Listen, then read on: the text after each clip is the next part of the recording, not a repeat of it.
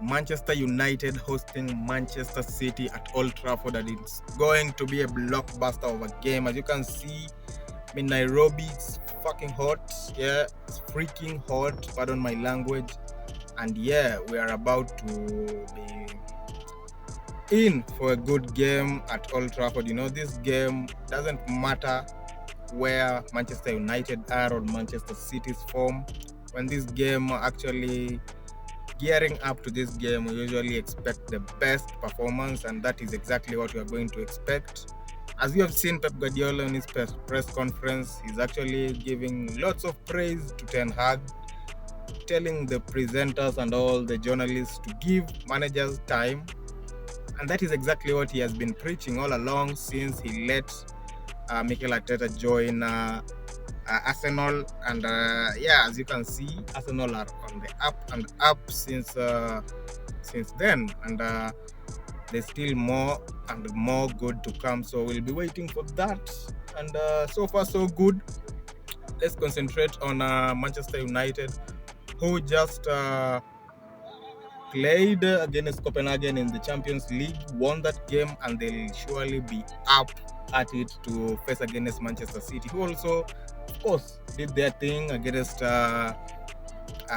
in their group stage in the Champions League, and they have actually taken all maximum points in that group. So it's great to see that Manchester United also did their thing.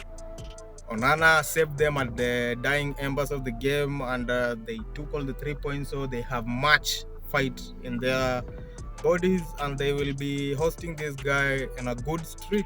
Also, having played in the EPL the previous week and won that game. I think they played against Sheffield United. Yeah, and they won. They won that game, I guess 2-1, but that's still positive. And 3 points in the bag, so it's always nice to have that in your pocket. So let's see how they're gonna play against Manchester City, who are a different animal.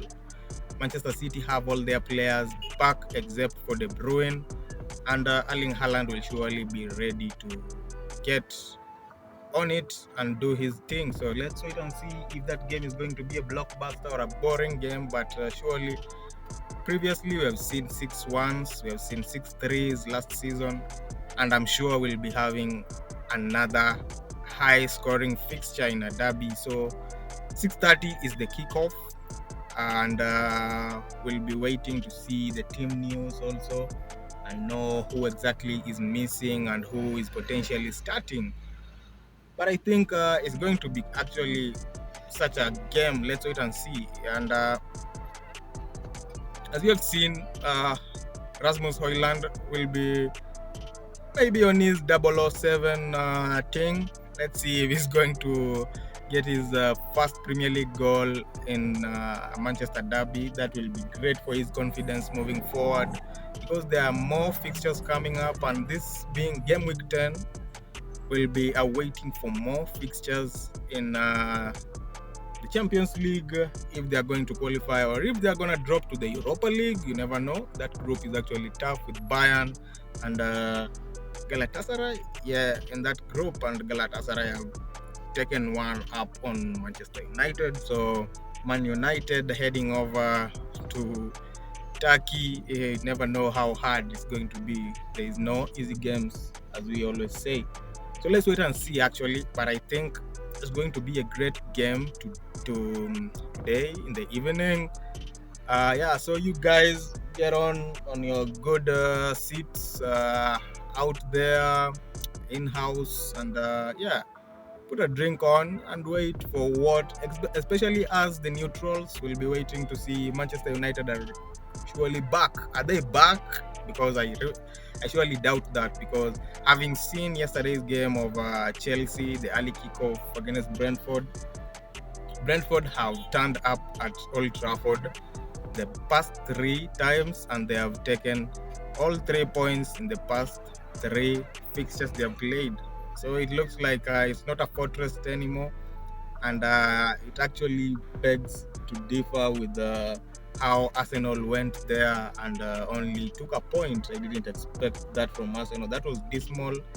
but they actually appeased the fans and themselves also with a 5-0 thrashing at the Emirates, and also one during the midweek where they took all 3 points from Seville, which was actually great. So back on top in the Champions League group stage, and also they're doing their bits back up to second in the EPL, with Spurs at first because they have done their thing. Spurs are actually doing their thing because they actually don't have much fixtures. They keep preparing for the fixture that is up next. So in the Premier League only, and yeah, they'll keep doing that until they miss one of their players and it's all gloom. So let's wait and see if Arsenal are gonna maintain their form. We are up next playing against Newcastle away, and also I think there will be a League Cup tie in the midweek. So yeah, we keep moving. Let's see if Tottenham are gonna keep up with Arsenal and Manchester City at the back of at their backs, because Manchester City are just a sleeping giant so far. I think this is how they usually start their campaign, and when De Bruyne is back and they have Erling Haaland hitting hat-trick after hat-trick, it's not gonna be business as usual.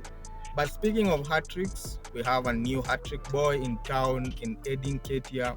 I've been gunnering up and actually telling all my Ghana friends that this guy shouldn't be sold when they were saying, sell this guy and keep Balogun, blah, blah, blah. I was telling them this is, of course, a pecking order, and this guy has come through the ranks before this Balogun. Balogun was doing bits in French League One as a loanee.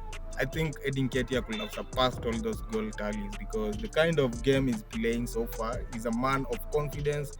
As Bukayo Saka has reiterated, this guy has been working hard in the gym, has been doing his thing on the training ground, and yeah, these are the results. And hitting the first hat-trick against Sheffield United and at the Emirates in front of all the fans, yeah, that's a good and a confidence boost for the guy. So with Gabriel Jesus out with a muscle injury, I think it's not gonna be such a long time, but maybe we'll be missing him for a few weeks. I think we are still in good hands for this guy to hit a few goals back in the net, and with such a morale boost, I think he's gonna do good.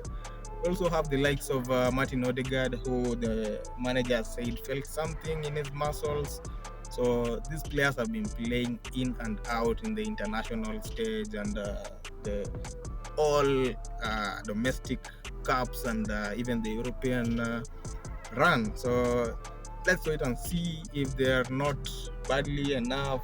Even Thomas Partey, who wasn't featured much, came on to ManCity and actually he was the game changer. That's blatant to put it out there. He had done his good, but we'll be needing his consistency and to be a good backup. But so far, we aren't missing him much because Declan Rice has come in.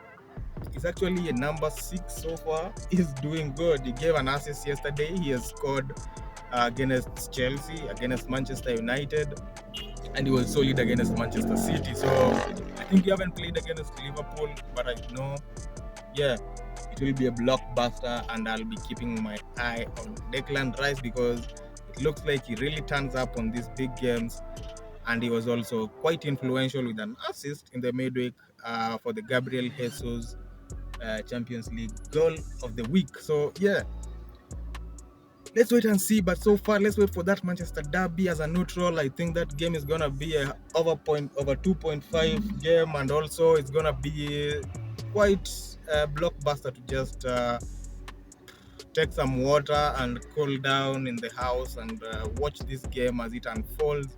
But I think Manchester City shouldn't be shiri because they should go out there and do their thing, and don't let Spurs be more confident up there, because we don't want to give them a notion that now that they only play in the Premier League, that is going to be easy. We have seen Arsenal do the same thing and it didn't work. So let's see.